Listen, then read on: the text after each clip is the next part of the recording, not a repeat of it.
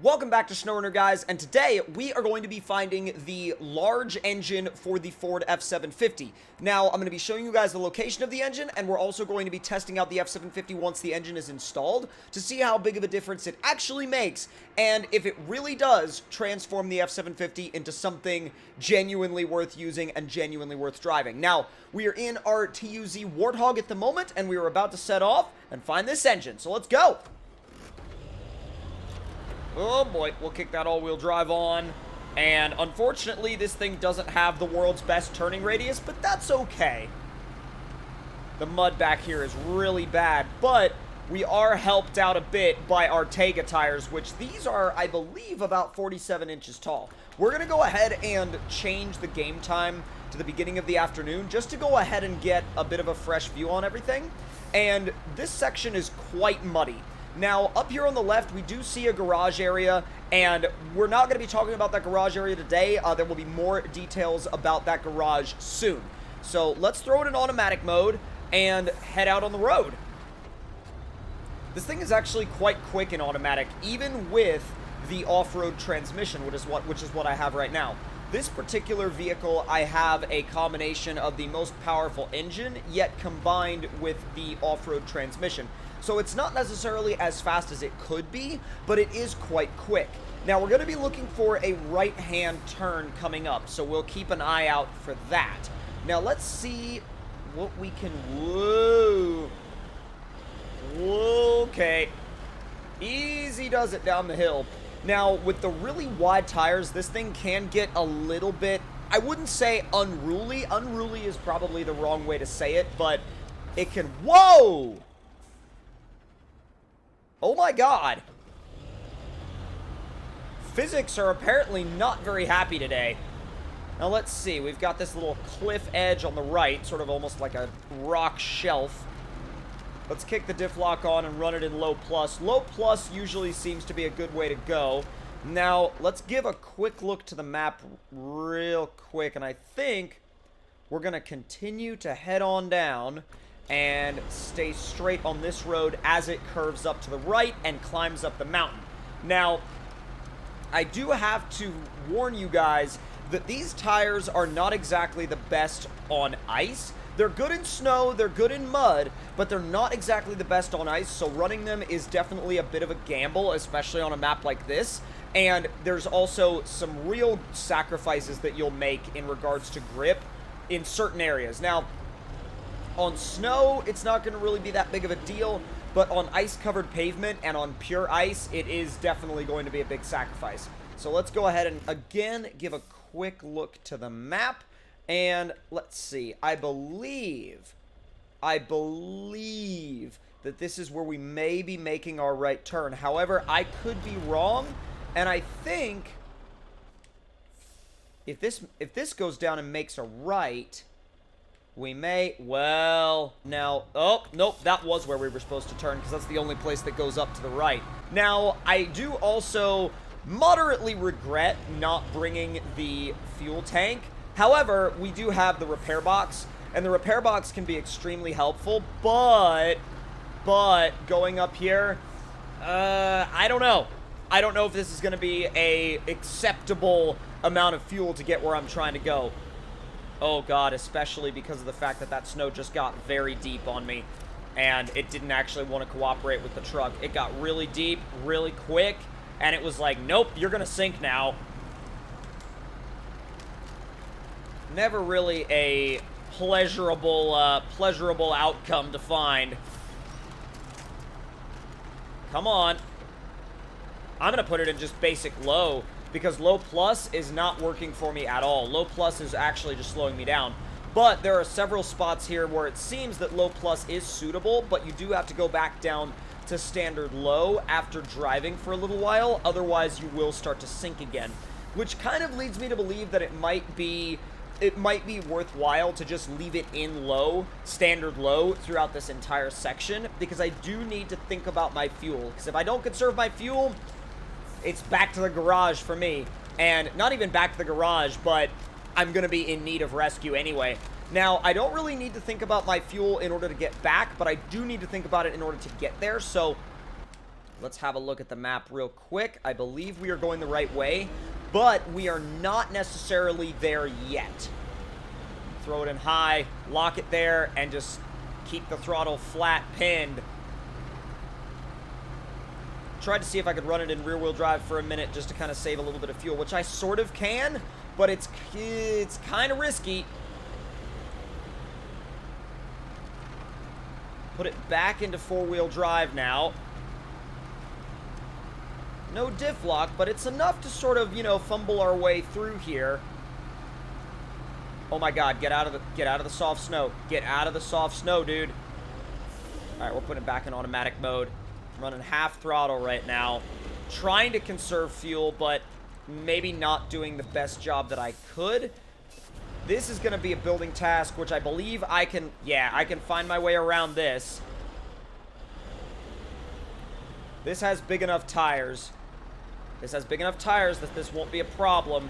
With the lockers and the tires. Yep. Yep. There you go. Back in automatic, diff lock, disengage. Alright. We got something out there, and I believe this very well could be what we're looking for. Luckily, it's not up an ice hill. I was very worried about this being up at the top of an ice hill and us not having even remotely a chance of getting up there due to not having the right gear, but it seems that we're within a shot of grabbing this upgrade.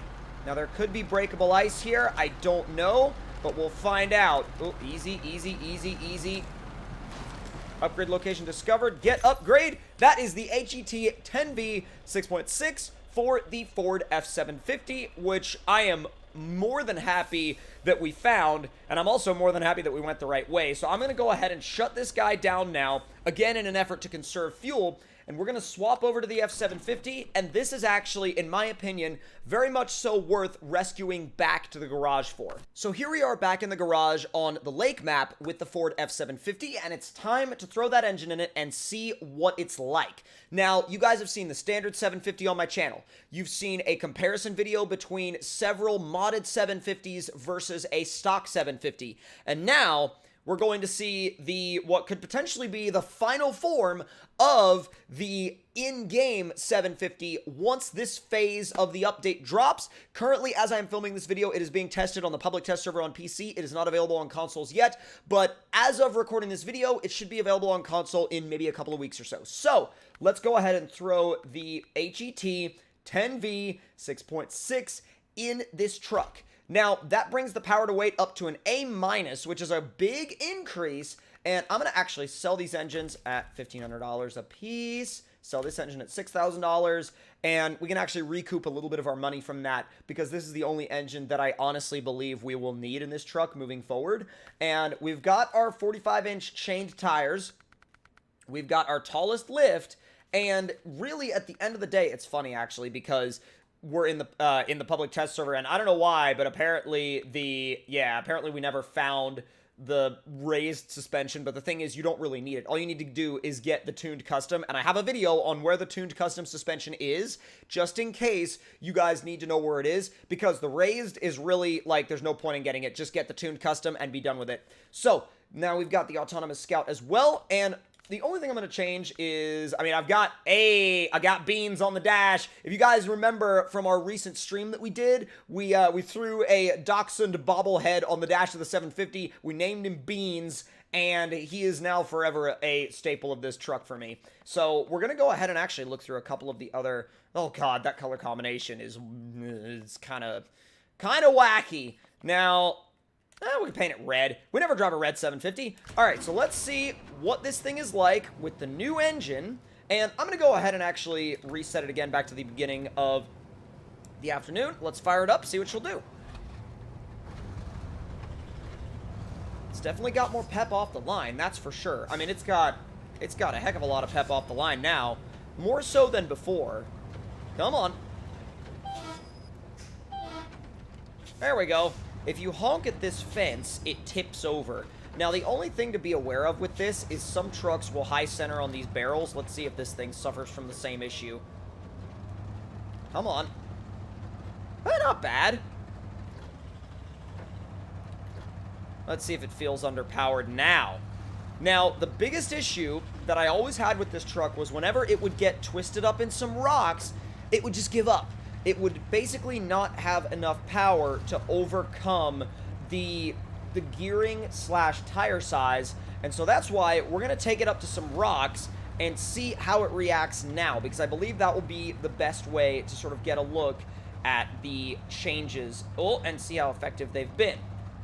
This is high range, and I guarantee you with the previous engine it probably would have stalled already because of bouncing off of these rocks. Yeah, that bounce right there too would have stalled it. Oh my god, yeah. Okay, that's actually a big difference. Now, we've kind of gotten it bound up a bit, but that's alright. I'm going to reset the truck here. Dude. She's better. The only thing is, it's still just as long as a school bus, and that's... Wow, alright. That's kind of proving to be an issue in itself, but let's see if we can sort of come at it from a different angle and maybe fix that. Oh, wow. Alright, so it's got enough power to push itself up, something like that, and not get bound up at all. I respect that. I absolutely respect that. There's really nothing that I have to really complain about with this truck anymore. I mean, obviously, there's gonna be people out there that are gonna be like, well, it's a Ford, I don't like it. And, I mean, if that's your opinion about Ford, that's fine. That's your opinion about Ford. But looking at this truck from a functional standpoint, I definitely feel like this engine improves it to a point where it actually can be competent against, you know, against some of the other larger Scout options. And it really sets itself apart now because it's in a class of its own to where it really makes sense to use it. And it makes sense to use it, but it's also, like, it also makes sense in the way of it can be effective at hauling now. It can be effective at exploring now. But while, you know, while keeping it in a balanced state. Now, I know that this is kind of not really a trail in itself, but... Oh, wow! I just wanted to see if it could get up here. Okay, the fact that it can get up here with this engine really shows me that... I mean, okay, it high-centered itself and still managed to... Wow! Wow! Oh my god. That is genuinely impressive. The fact that it was willing to do that just shows me that... Oh my god, you're not going to make this. There's no way I'm going to make this. I'm just going to end up driving it off the edge. Or I'm going to get it stuck, one way or another. Okay, yeah, no, I really have high-centered it now. But regardless, it made it all the way up here.